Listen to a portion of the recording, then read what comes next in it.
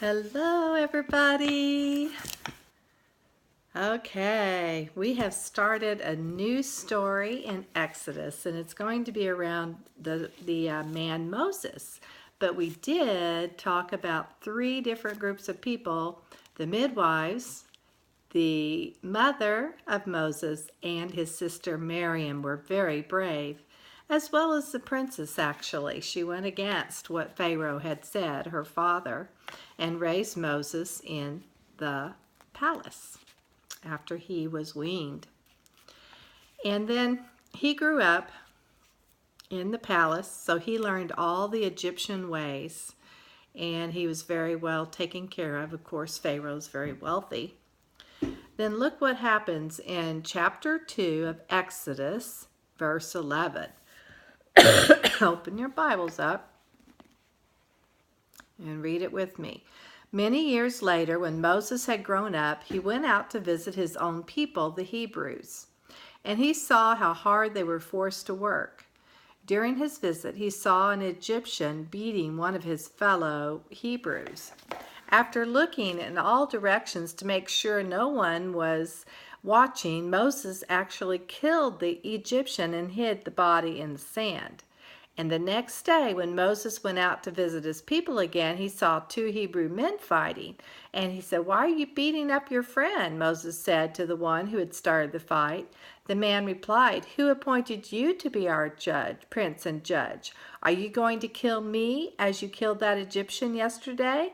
Then Moses was afraid, thinking, "Everyone knows what I did." And sure enough, Pharaoh heard what had happened, and he tried to kill Moses. But Moses fled from Pharaoh and went to live in the land of Midian. So sometimes courageous people, in the beginning, they don't act very courageous. Moses was courageous in that he didn't want to see the Hebrew man being beat by the Egyptian soldier, so he fought him. But he was not courageous to own up to what he did, and he ran away. He was very scared. So when Moses arrived in Midian, he sat down beside a well, and this is how he met his future wife, actually. He helped them with their flocks. And maybe we should read that because he's very courageous, actually, in this part of the story. Let's read that. That's a good idea. All right, it's at the end of verse 15. When Moses arrived in Midian, he sat down beside a well. Now the priest of Midian had 7 daughters who came as usual to draw water and fill the water troughs for their father's flocks. But some other shepherds came and chased them away. So Moses jumped up and rescued the girls from the shepherds. Then he drew water for their flocks. So Moses has this courageous spirit in that he wants to rescue people who are being mistreated. And so when he sees the girls being chased away by the shepherds, he chases the men away, actually, and he helps the girls to water their flocks. When the girls returned to Reuel, their father, he asked, "Why are you back so soon today?" "An Egyptian rescued us from the shepherds," they answered, "and then he drew water for us and watered our flocks." So Moses must have looked like an Egyptian, even though he was a Hebrew. He was used to dressing like an Egyptian, probably. "Then where is he?" their father asked. "Why did you leave him there? Invite him to come and eat with us."